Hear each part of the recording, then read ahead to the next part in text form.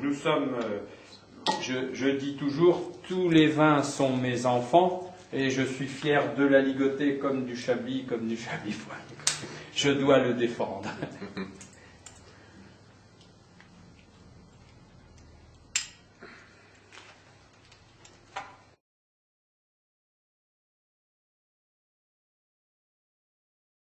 Sur cette cave est dans la famille depuis déjà quelques siècles et donc on est très fiers de notre cave parce que elle a été construite au XIe siècle, entre le XIe et le XIIIe siècle, et donc le garder pendant quelques siècles dans la famille, c'est une très bonne chose.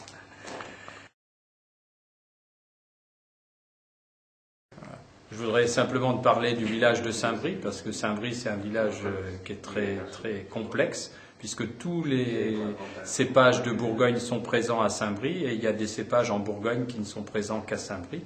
Donc, nous avons en blanc la ligotée, donc avec l'appellation Bourgogne à ligotée, qui donne un vin qui est très frais, très sur le plaisir. Après le chardonnay, avec l'appellation Bourgogne-Côte d'Auxerre, où on retrouve sur les pentes des calcaires chiméridgiens des vins avec beaucoup plus charnus, beaucoup plus de concentration. Et puis l'exception bourguignonne avec le Sauvignon, donc l'appellation Saint-Brie. Et là, on est sur le côté très plaisir, très agrumes, très fleurs. Et là, on est très très fiers de ce cépage.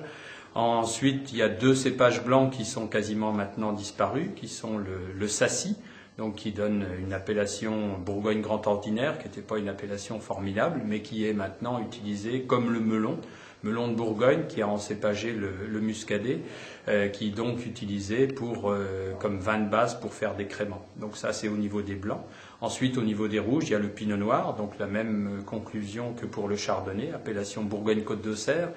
Et puis le gamay, qu'on retrouve un tout petit peu, mais on n'a pas des terroirs vraiment à gamay chez nous.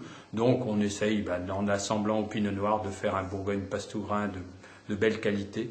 Et l'exception aussi pour notre région sur Irancy et sur Saint-Brie avec le César, donc qui est un cépage qui est très très tannique avec un côté très épicé, très poivré.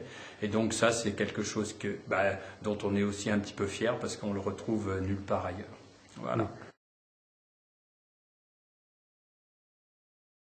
Effectivement, là maintenant on est, comme beaucoup de vignerons, on est en culture raisonnée, hein, donc on raisonne. On a une partie de notre terroir qui est en culture bio, hein, donc on travaille avec une absence de produits de synthèse. Hein, on travaille uniquement sur des choses qui ne vont pas risquer à terme de pourrir ce terroir, afin que nos enfants puissent bénéficier d'un beau sol pour continuer de faire des beaux vins.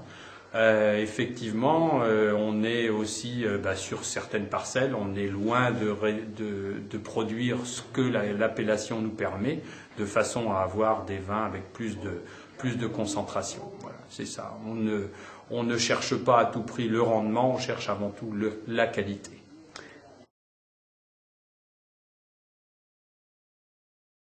Si on est sur des aligotés, sur des sauvignons, ce sont des vins qui sont à boire sur les arômes primaires, donc à boire dans les 2-3 ans qui suivent leur récolte.